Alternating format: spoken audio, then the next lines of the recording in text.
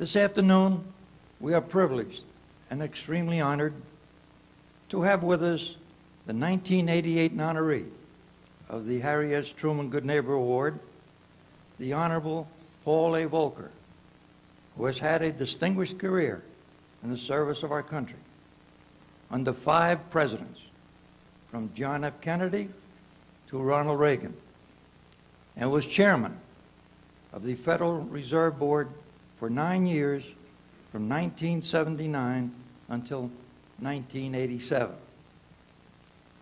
And now, ladies and gentlemen, it is with great personal pride for me and for the Harry S. Truman Foundation that I welcome to our distinguished list of honorees the 18th recipient of the Harry S. Truman Good Neighbor Award, the Honorable Paul A. Volcker. Thank you so much, Mr. Chairman Shigotis, Mr. Wadsworth, honored guests, veterans, consuls, foreign students, Kansas Cityans, I guess is the way it goes. You know, it really is a special pleasure and an honor for me to join this 36th annual birthday party for Harry Truman and the Good Neighbor Award luncheon. I had thought in prospect that it might have been even more fun to be back here about 36 years ago, when everybody at the luncheon could sit around a small table and swap a few stories. I can imagine some of those stories. I don't know whether they were ever written down for posterity. But having been here now, I don't think that luncheon could have been as colorful, as interesting in many respects as this enlarged version, particularly with all these foreign students in attendance. As I was greeting them one by one this morning and hearing all those different countries, I was reminded that Harry Truman saw the beginnings of the United Nations.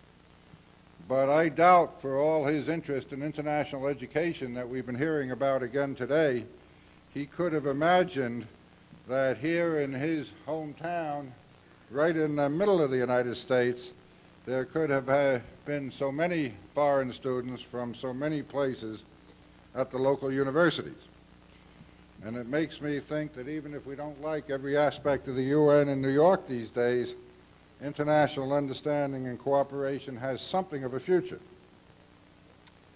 Now, I suppose this luncheon has a future too. We heard about it being endowed in perpetuity.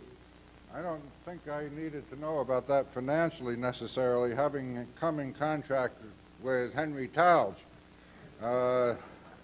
You've known him for a long time. He's new to me.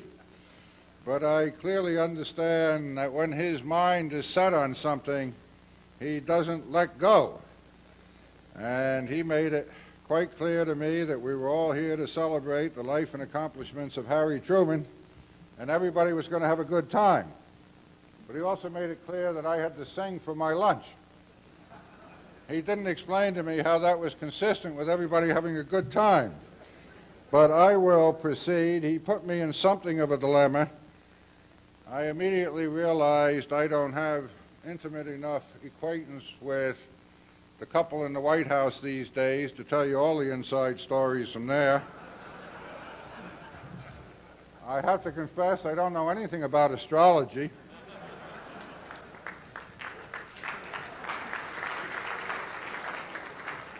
But I can tell you I do know something about Don Regan, but I'll never tell.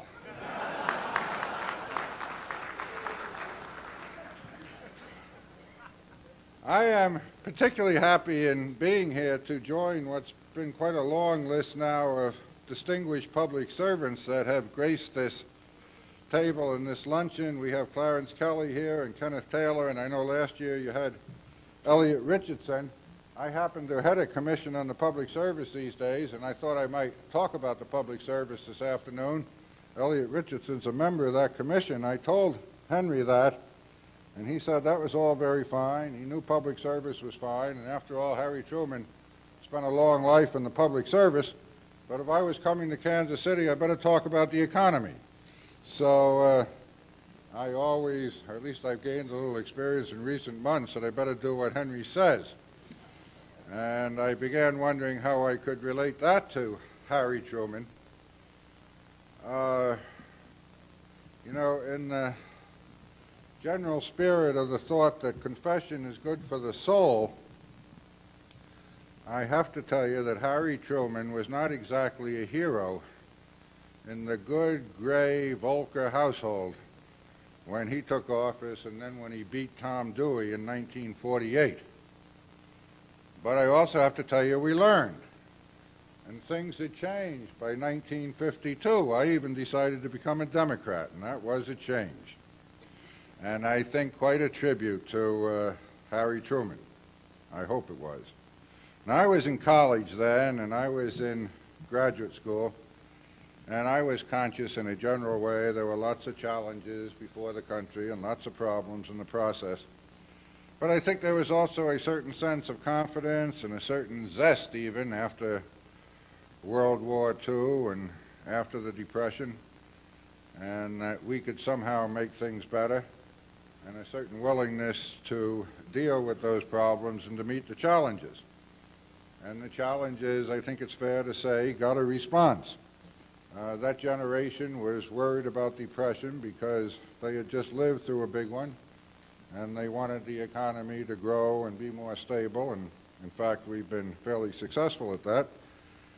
But more specifically, in terms of Harry Truman's accomplishments, we recognized we were in a relatively strong international economic position in those days, and we were and did, under his leadership, look outward in responding to the challenge that was not just economic, but the concern that communism would certainly penetrate Europe and more, and we had a very strong political concern with what was happening in the rest of the world. We responded at one point, it's hard to believe now, in a matter of months with the development of the Marshall Plan, with a Anglo-American loan, I suppose that in today's terms might be on the order of $10 billion, with the development, formation, and support of the GATT, the General Agreements on Trade and Tariffs, designed to open markets, the IMF and the World Bank, all these international institutions that are still functioning and that we count on to keep a semblance of order in the international world. At home, I have to tell you, it was still fashionable to think we ought to balance the budget. And when I observe what's happened since then, I think of how things have changed a bit in that respect. Under the leadership of Harry Truman, we actually paid for the Korean War while it was going on, even though it took a sizable tax increase. Things were rather turned around in Vietnam, and they haven't gotten much better when we didn't have any longer the excuse of a war. We don't have to finance a war these days. We do have a sizable amount of defense expenditures. We've got a considerable increase in social programs during the post-war period, and somehow we've tried to learn to live with federal deficits in the process, and I must say we don't seem to much care about them anymore. And the theme of my remarks this afternoon is whether that is really a sensible approach.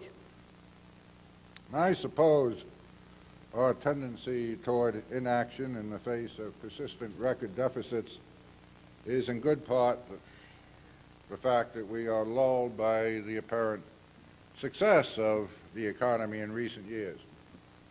We, after all, are now in the 6th year of continuous expansion. It's more than 5.5 years if we count by months. That is, so far as we know, as far back as we can go in the record book, a record for peacetime. Unemployment was reported the other day at the lowest point in 14 years. There are more people employed, not just in absolute numbers, but relative to the size of the labor force at any time in history. We've gone through 5.5 years of expansion with the rate of inflation lower today than it was at the start of the expansion, which is unusual, and interest rates, while not being particularly low, in fact they're rather high in historical perspective, are still lower than they were substantially in the early years of the decade. More than that, 5.5 years of expansion, I think there is some perceptible momentum of growth. There is not only some momentum, but it is beginning to be in the right directions, by which I mean more toward exports and more toward investment, which will be necessary to sustain the advance of business activity in the years ahead. And at least it'll be necessary if we're going to do that and correct our international imbalance at the same time. There's a lot of evidence in that connection that the dollar is at competitive levels.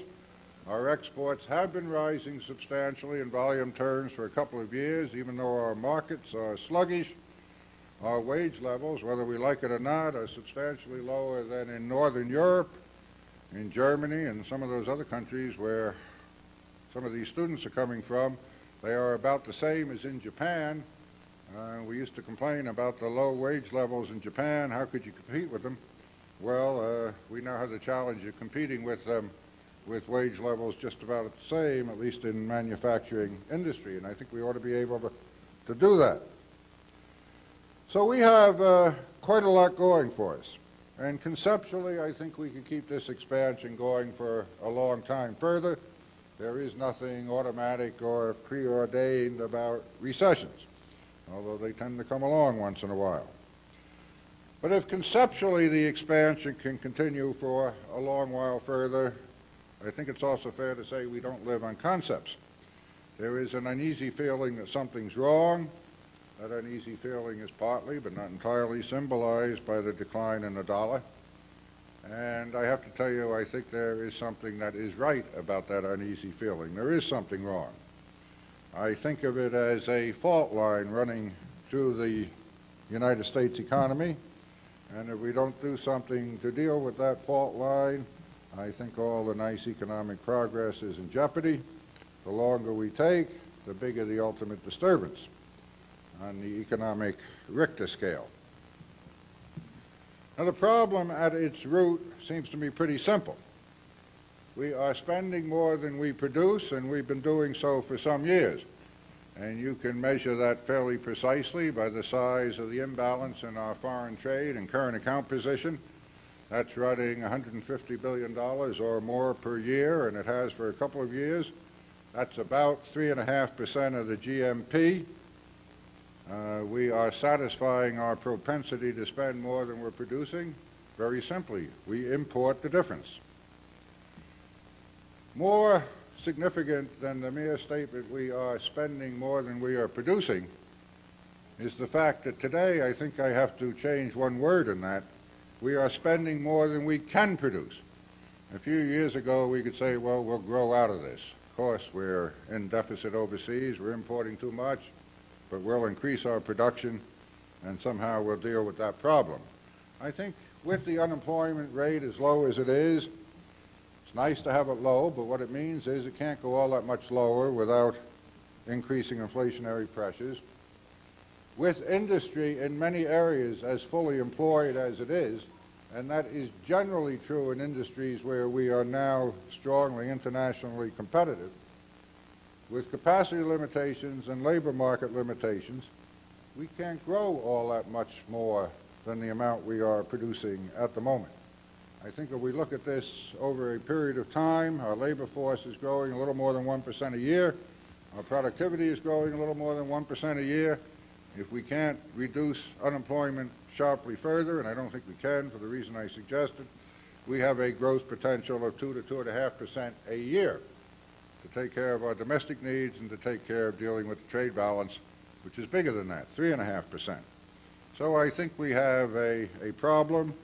I think we have a situation that is essentially unsustainable for a simple reason. If we're spending 3.5% more than we are producing, we have to borrow that. We can import the goods and we can import the services, but we have to pay for it, and the only way we can pay for it is by borrowing. Now, 3.5% of GMP, again, something like $150 billion a year, is unfortunately still a sizable number. We save in the United States, individuals and businesses, we save net of depreciation allowances. Our net saving is not very high in world standards. It used to run about 8 to 9% a year. It has been declining, not rising. We save about 7% of the GNP. We are borrowing abroad 50% as much as all the savings that we generate within the borders of the United States. And I would suggest to you that when we have a 50% imbalance in our savings and investment and deficit covering needs, we have a problem, and you can raise the question logically as to how far, how long it can go on. I don't know the answer to that question. It's going on a fair length of time, several years already. I would suggest to you, while I don't know precisely how long it can go on, I don't think it can go on forever. I do not think the rest of the world is going to continue to lend us money at that rate of speed indefinitely into the future. How long they will lend us sizable amounts of money, I think, comes down to a simple but sometimes elusive question of confidence. Are we, in fact, conducting our affairs in a way that inspires confidence on the part of those that have to lend us the money that we're going to stop overspending and restore external balance and do it without depreciating the dollar and the capital and savings that they have lent to us in the process? Are we going to do it in a way that's consistent with open markets, with not giving in to the pressures for protectionism, and in that way keeping our economy growing in a context of a growing world economy? Or conversely, will they judge us as seeking easy ways out that in the end aren't going to work very well? Easy ways out such as protectionism or further depreciation of the dollar, or maybe simply by hoping for the best. I think it is encouraging that the political tendency these days, it's certainly encouraging to me, has been to reject strong and overt protectionist pressures. And even though those pressures still exist, they are considerably moderated from what was true a year or more ago. The government, at least officially, talks about wanting to stabilize the dollar, and I happen to think that that is terribly important because at this stage of the game, with export industries or key export industries like paper and chemicals and electronics and even steel as an import competing industry, and aluminum, and interestingly enough textiles, all operating pretty close to capacity, what will further declines in the dollar do? I would suggest to you the component of inflation would be very high. The component of increased exports in that situation would be very low. And declines in the dollar would damage, I think, the prospects for growth abroad, and certainly growth here too, as you saw, would see interest rates rise in the wake of a decline in the dollar, or even fears of a decline in the dollar. Well, if we reject depreciation of the dollar, if we reject protectionism, I have to tell you, I think we have not yet on the record rejected the third course that I suggested of simply hoping for the best. It's a mixed picture. We fight off the protectionism, we stabilize the dollar, but are we doing anything to stop the excess spending? I don't see it if we are. Now, it seems to me when one analyzes the picture, where is the excess spending? It's certainly not in exports, where we have a deficit. It is certainly not in investment, where levels of investment are relatively low historically relative to the GNP, relatively low compared to what will be needed to support an export effort in the years ahead. The excess spending is quite clearly in consumption, in private consumption and in government consumption. And if that's where the excess is, the logic would seem to suggest that we attack that excess directly by dealing with the budgetary deficit, which, not by any great coincidence, is of about the same size as the foreign trade deficit. That is the source currently of the overspending. And if we're going to deal with the budget deficit, everybody can have his own ideas as to how to go about it. It would seem to me, but you can roll your own, so to speak, that the only politically practical way is to get together a package that combines some expenditure restraint over a period of time, say an amount of about $75 billion relative to the GNP over the next 3 or 4 years, which you could do by restraining, and you're going to have to restrain entitlement programs because they're half the budget, and combine that with about $75 billion of tax increases, and that is not horrendous over a 3 or 4 year period, in my way of looking at things at least. You don't have to increase the income tax that we just reduced the rates on. We don't have to go to a value-added tax if that's all we want to raise, or some other mass consumption tax. I think what we have to do is raise the excise taxes where we already have excise taxes, and some of those haven't been raised for 10 or 20 years, and in real terms are much lower than they used to be. But the key tax in that area is clearly the gasoline tax or some other energy tax. And to give you some general order of magnitude, I'm talking something that would be useful in the order of 50 cents a gallon over a period of several years. That is much higher than what we have now, as you are well aware. It would still leave us below virtually all other industrialized countries in the world and would have some benefits in curbing energy use as well. But whether it's that program or another program, I do not see how we can deal with this problem, release the resources that we need for exports or to compete with imports, release the resources we need for investment when the economy is already fully employed without restraining consumption. And if we don't do it that way, we're going to have to do it some other way. And we can sit back and let the market do it. And I will assure you that sooner or later the market will do it. It'll do it by the age-old method of people refusing to lend us money with the alacrity that they have lent us money in the last few years. And if they're not so eager to lend us money, they will drive the dollar down, and it will be inflationary, and that will drive interest rates up, and that will probably drive the stock market down, and it will probably drive us into recession after a little inflation. And if that's the way we want to go about it, we should sit back and do nothing. But I cannot believe that that is the constructive way to deal with a very obvious and evident economic problem. Whether it's a good way or a bad way, I get a little discouraged, I must confess, when I look at the political campaign and don't see people debating this issue, at least in a constructive way. The candidates are very busy walking away from it. They don't like to talk about taxes, they don't like to talk about expenditure restraint, and I'm sure all their pollsters are eagerly telling them that that is not the thing to talk about if they want to get elected. Well, that's all fine. But I'm not sure I believe the theory that they're going to be elected without talking about it, one or the other. And then come February or come March, they're going to get a report from a great economic commission that's been appointed that everybody relies upon. And that economic commission is going to tell the new president and the new Congress, well, whatever you said during the election campaign, I have to tell you, you have to raise taxes and reduce expenditures, and we have a little program for you to enact. And somehow the scales are supposed to fall from the eyes of the new president and the new Congress, and they say, gee, that's all right. I didn't think of that during the past year when I was running for president and running for Congress, but I'm suddenly going to put through a program of that sort. Now, maybe that'll work. We're living a little bit on borrowed time waiting that long. Maybe it'll work, but I'm not quite sure it's going to be all that easy, and I would feel a little more comfortable if there was a little more discussion of this issue during the election campaign. It occurs to me that we need a little bit more of that old Harry Truman spirit and courage, something along the lines of the buck stops here. If you can't stand the heat, get out of the kitchen.